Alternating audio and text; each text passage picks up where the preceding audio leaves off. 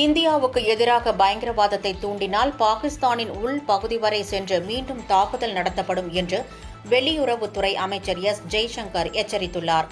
ஐரோப்பிய நாடுகளுக்கான ஒருவார கால அரசுமுறை பயணத்தின் முதற்கட்டமாக பெல்ஜியத்திற்கு சென்ற எஸ். ஜெய்சங்கர் அங்கு பொலிட்டிகோ என்ற செய்தி நிறுவனத்திற்கு பேட்டி அளித்தார்.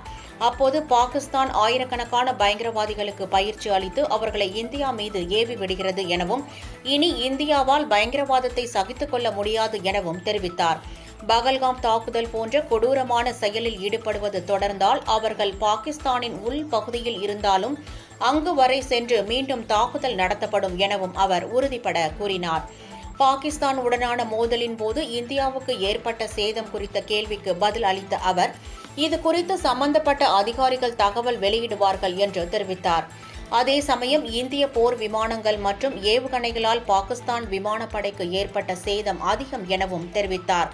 மே 10ஆம் தேதி காலை பாகிஸ்தானின் 8 முக்கிய விமான படைத்தளங்கள் தாக்கப்பட்டதாகவும் இதனால் போர் நிறுத்தத்திற்கு வேண்டுகோள் விடுக்க வேண்டிய நிர்பந்தம் பாகிஸ்தானுக்கு ஏற்பட்டதாகவும் ஜெய்சங்கர் தெரிவித்தார்.